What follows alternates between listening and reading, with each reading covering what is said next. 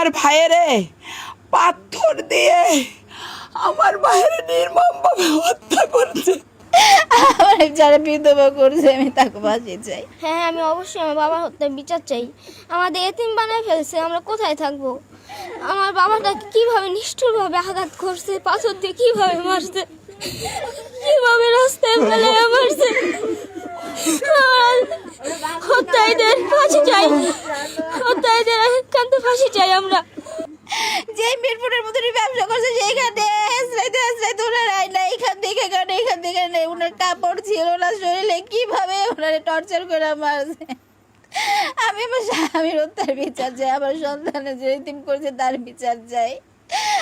আমি যারা আমার স্বামীর এরকম করছে আমি তাকে ফাঁসি চাই। আমার যারা বিধবা করছে আমি তাকে ফাঁসি চাই। এরকম শাস্তি দিতে হইব, জানি দিতে পারে আর করে এরকম বিধবা না কে যেন সন্তান আর না হয়, বাবা আর না হয়।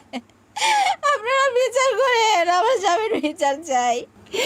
আমার বাইরে চলঙ্গ কইরা বুকের উপরে পাড়া দিয়া যাতাম, বুকের উপরে অনেক অত্যাচার করছে। আমার ভাইয়ের হত্যার বিচার চাই, ফাঁসি চাই। আমার ভাইয়ের যারা এমন নির্মমভাবে হত্যা করছে, আমার ভাই আমার ছোট ছোট দুইটা ভাস্তি বাদে এতিম করছে, তারা আমি হত্যার বিচার চাই, ফাঁসি চাই।